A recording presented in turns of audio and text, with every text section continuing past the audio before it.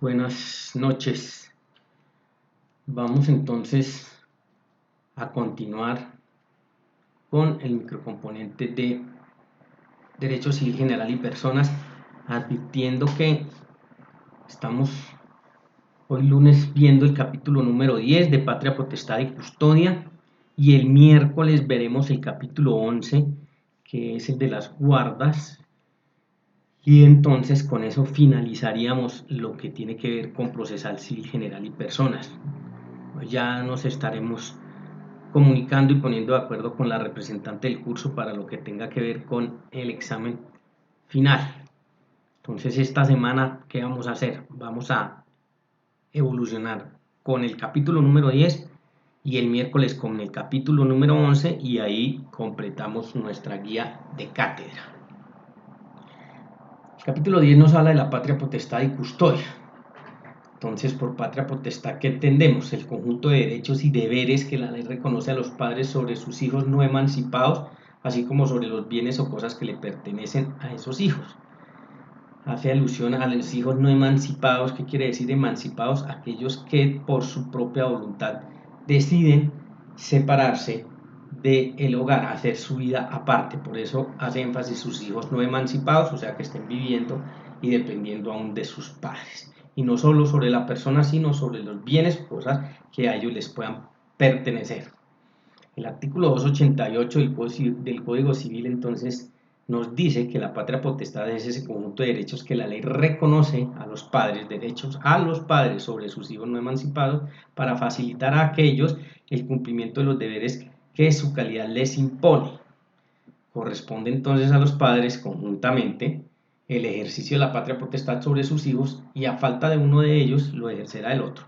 Y esto, como siempre y como hemos visto hoy en la tendencia y en la evolución que ha tenido nuestro derecho civil, en cuanto que es extensivo a parejas del mismo sexo, ¿no? Y a compañeros permanentes. ¿Cómo se puede perder la patria potestad? Entonces hay dos formas jurídicas de perder la patria potestad de los hijos. La primera es temporal y se puede volver a ejercer demostrando la rehabilitación del padre, y la segunda es indefinida. Las causales que dan lugar a la suspensión temporal de la patria potestad: demencia, mala administración de los propios bienes y ausencia prolongada de uno de los padres. ¿Cuáles serían entonces las causales que dan lugar a la pérdida de la patria potestad? Maltratar a los hijos, abandonar los hijos, la depravación, el haber sido condenado el padre o la madre, claro, a pena privativa de la libertad superior a 1 año, y haber utilizado al menor para la comisión de hechos punibles. Todos esos eventos dan lugar entonces a perder la patria potestad. Cualquier consanguíneo del menor, los padres, abuelos, tíos, etc., podrán iniciar el proceso de suspensión o pérdida de la patria potestad, o un juez de oficio y el defensor de familia.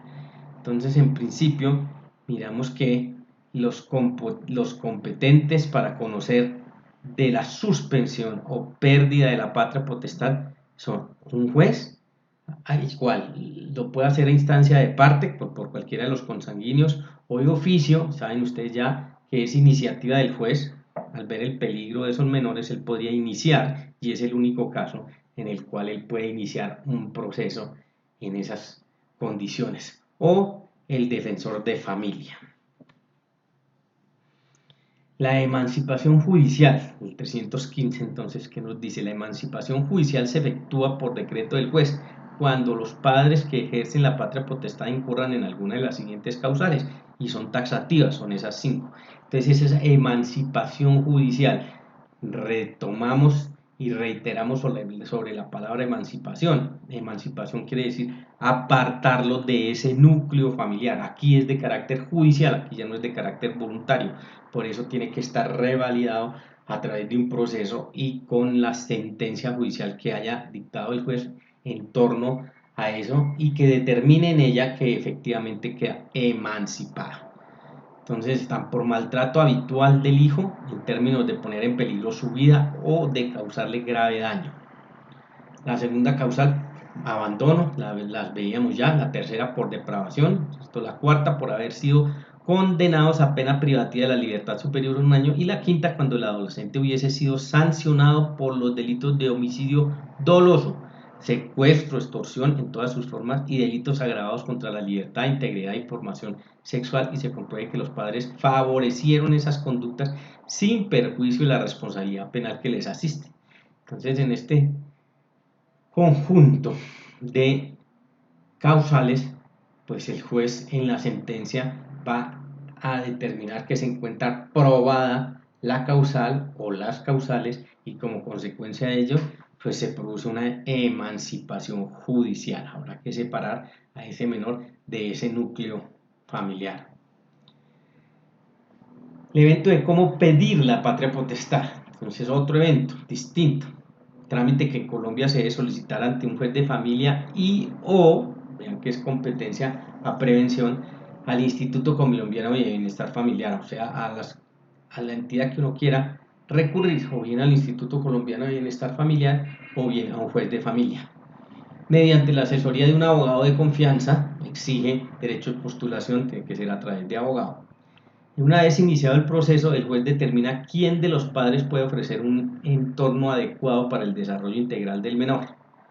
Recuerden que estamos pidiendo aquí la patria potestad. Si el padre o la madre de un niño, niña o adolescente fueron suspendidos de su ejercicio de patria potestad, podrá solicitar la rehabilitación de la misma cuando demuestre que ha superado la situación que generó la suspensión. Es importante entonces tener en cuenta, una cosa es la suspensión y otra cosa es la pérdida.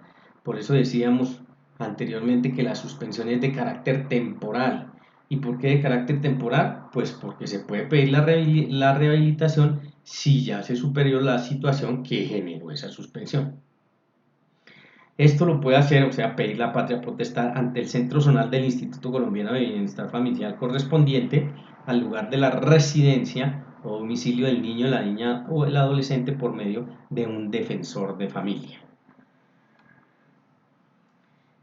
Como características, la patria potestad es obligatoria e irrenunciable, personal e intransferible. Esas son las 4 características primordiales de esta figura patria potestad.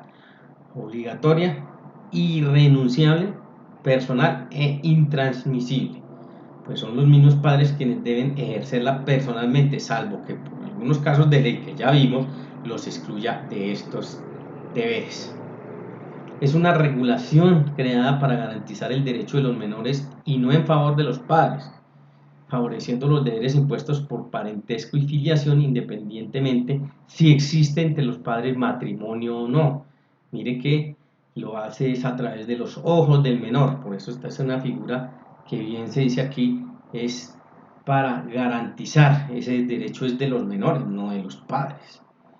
En principio la patria potestad es compartida por ambos progenitores, ¿sí?, siendo su ejercicio conjunto por ambos progenitores, y la guarda y custodia es el cuidado cotidiano de los menores. Por el simple hecho en Colombia de ser padre se adquiere el derecho a la patria potestad, siendo la misma de orden público, obligatorio, irrenunciable, personal, intransferible e indisponible, que ya sabemos, independientemente si hay matrimonio o no, por la misma razón que ya hablábamos, que es creada para garantizar los derechos es de los menores, no de los padres. Por eso hace la distinción.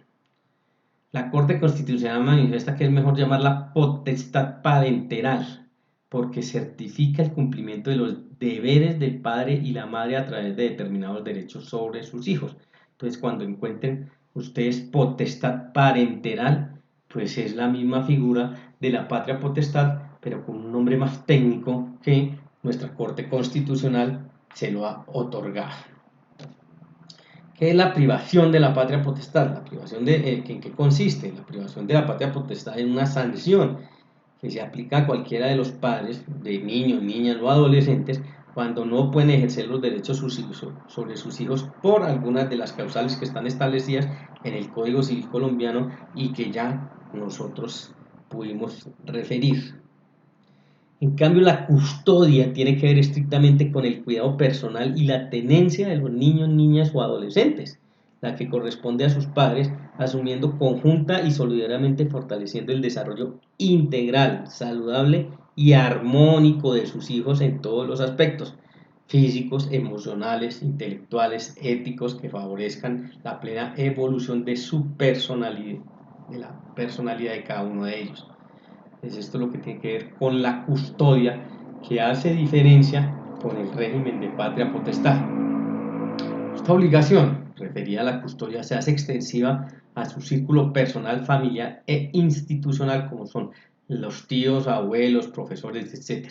Uno de los padres o los dos pueden perder la custodia de sus hijos sin perder la patria potestad, porque son dos figuras que ya hemos visto tienen su propia autonomía e independencia.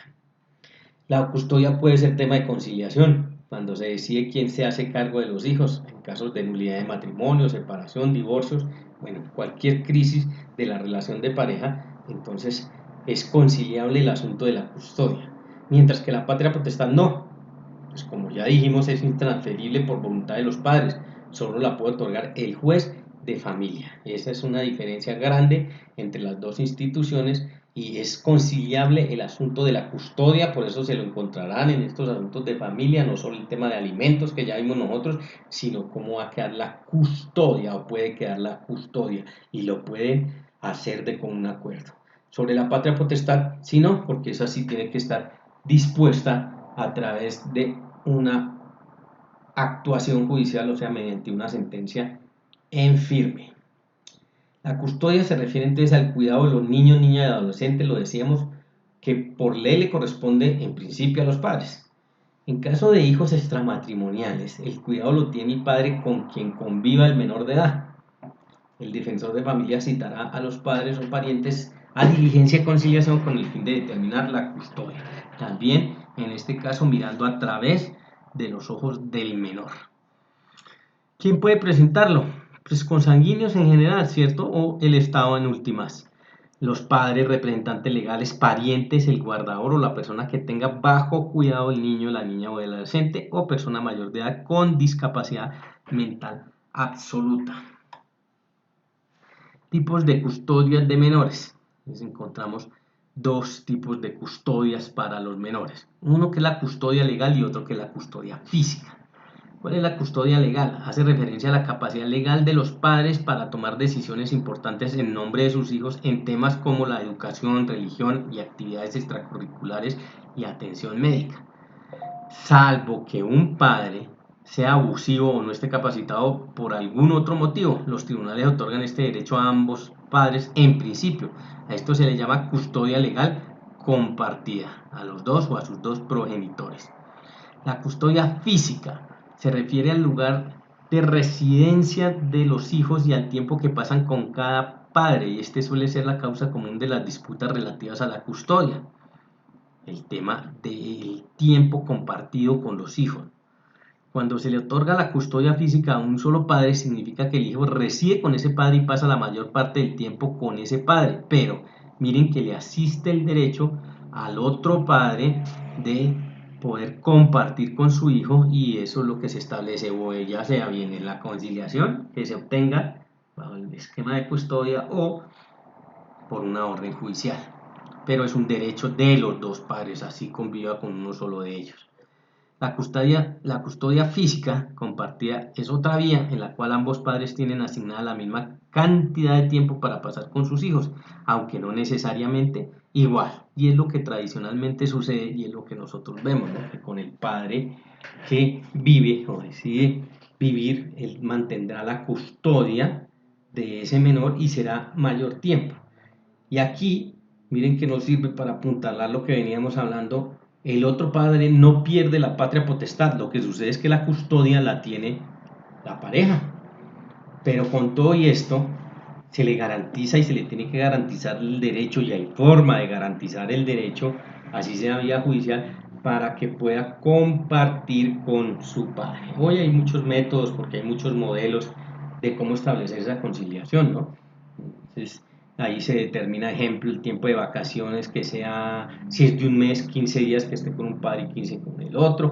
El tema de los festivos, pues también se puede disponer y otorgar. El tema de las vacaciones o las festividades de año o terminando año, entonces se rotan. Por ejemplo, si pasó este 24 con uno de los padres, el siguiente año lo pasará con el otro, y el 31 pues al contrario, y en fin, se puede establecer ese régimen de custodia y de visitas de los hijos mediante la conciliación.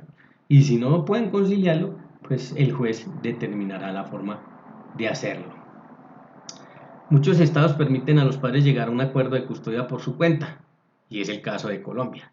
Si los padres acuerdan un plan, el tribunal puede luego honrar dicho acuerdo. Ya les digo, es lo que les va a suceder a ustedes, y aquí en Colombia está permitido. Si así se lo elevan la petición de común acuerdo al juez, pues no tiene ningún inconveniente, el juez le otorgará el respectivo o la respectiva tradición. Si los padres no se ponen de acuerdo con respecto a la custodia de los hijos, vea que como es un asunto conciliable puede que determinen ellos que no, entonces si no se ponen de acuerdo con respecto a esa custodia, el tribunal puede oír los argumentos de ambos padres y sus abogados. Claro, entra porque ya hay una contienda, y establecerá con base en la contienda quién y cómo es la forma, garantizando siempre el derecho a los dos. Eso es muy importante, porque mire que ya ese vínculo está roto, digámoslo, entre los padres, pero el derecho les asiste a cada uno de ellos para el tema de custodia y visita de los padres, o más que eso, tiempo para compartir con sus hijos.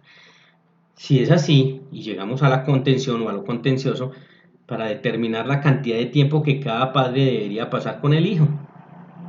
En el ejercicio, y es el ejercicio general en Colombia de los derechos, ¿no?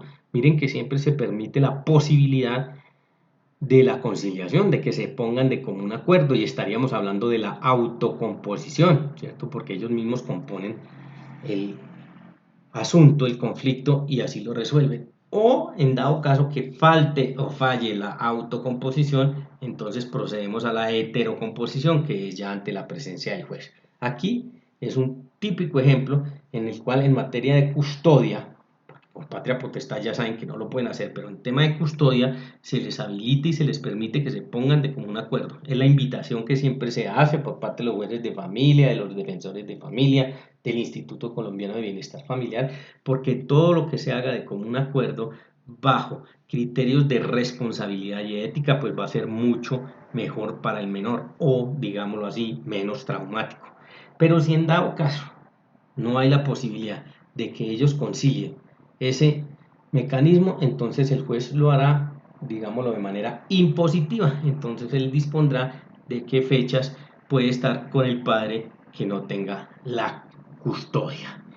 De esta manera, entonces, dejamos revalidado el tema del capítulo número 10 respecto de la patria, potestad y custodia. De tal manera que nos vemos el próximo miércoles para dar fin a nuestro contenido programático, y miraremos el capítulo que nos resta, que es el capítulo número 11.